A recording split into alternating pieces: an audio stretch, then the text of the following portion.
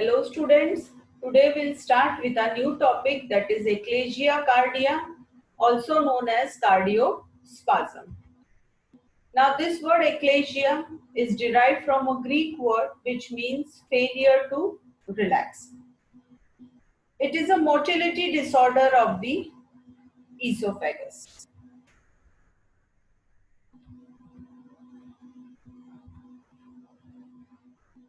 The lower end of esophagus is normally kept closed.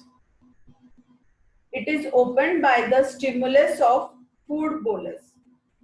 In case of neuromuscular incoordination, the lower end of esophagus fails to dilate when the food arrives in it, and this condition is known as eclasia. So here you can see that this is the normal esophagus, and in this sphincter is kept closed. When food comes in the esophagus, this sphincter dilates and food enters into the stomach. But in case of eclasia, this sphincter does not open when the food comes in the esophagus, and so there is collection of food in the upper end of esophagus, and this end it gets dilated.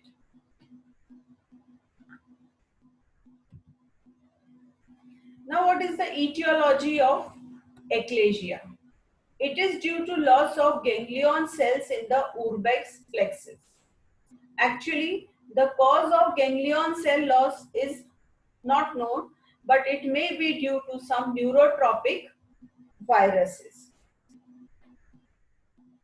In this eclasia, the esophagus fails to dilate when the food comes into it, or there is incomplete or delayed relaxation of the lower esophageal sphincter and absent peristalsis in the body of esophagus. The esophagus empties incompletely, always containing some residual fluid.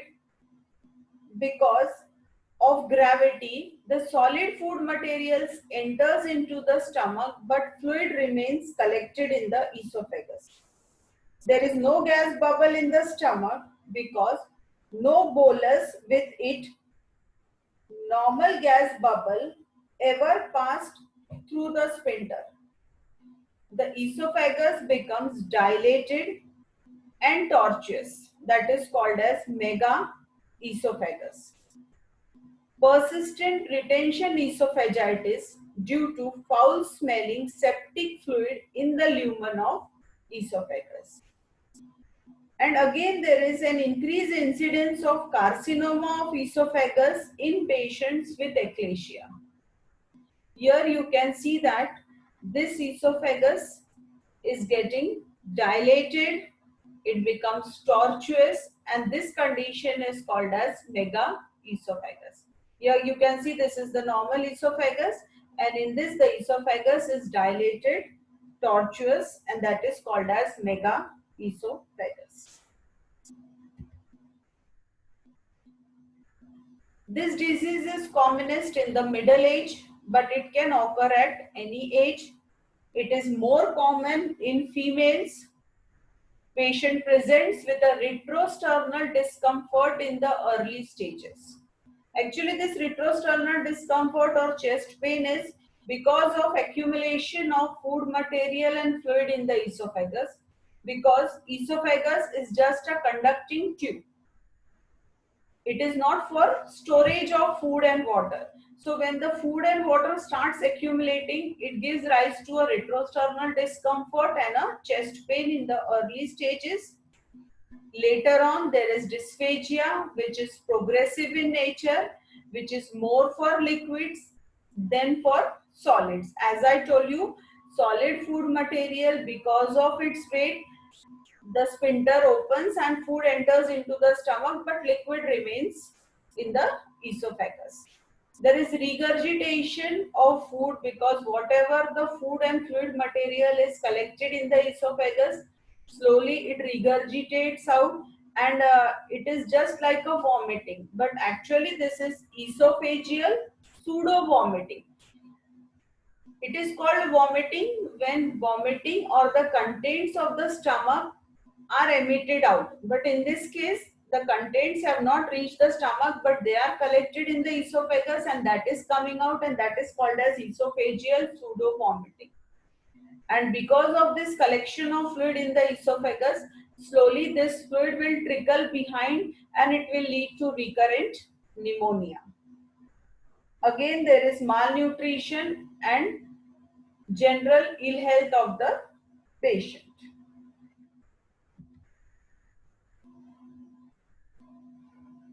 Barium swallow is a diagnostic investigation which is done in case of cardiospasm.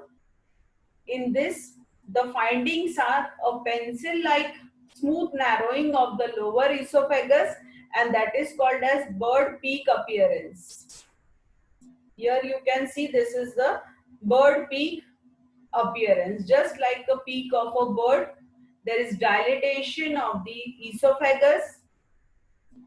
Then you can see that there is absence of gas bubble in the fundus of the stomach and the dilated and mega esophagus. Second important investigation is esophagoscopy. Esophagoscopy is done to confirm the diagnosis of eclasia and to rule out malignancy. When your esophagus enters, when the esophagoscope enters the esophagus, it appears as if it is entering a gaping cave which is partially filled with dirty water which moves to and fro with respiratory movements. After the fluid has been aspirated, the cardiac orifice is seen with difficulty due to its contracted state. So you can see the cardiac end of the esophagus which is in a contracted state. So this is the finding of esophagoscopy. So these are the two investigations, that is barium swallow and esophagoscopy. The line of treatment which is suggested in case of eclasia is surgery. There are two types of surgeries. One is Heller's cardiomyotomy, and this surgery is having a success rate of 85%. In this surgery, the circular muscle layer is cut longitudinally in the OG junction until the mucosa protrudes out, but care is to be taken not perforating the mucosa. Whereas Naegger's hydrostatic dilatation success rate is only 65% because there are chances of perforation, and in this the Naegger's hydrostatic dilator is used to dilate the OG junction. But as the success rate is less as compared to Heller's cardiomyotomy, so usually the choice of surgery is Heller's cardiomyotomy. So we have seen today eclasia, also called as cardiospasm. Thank you.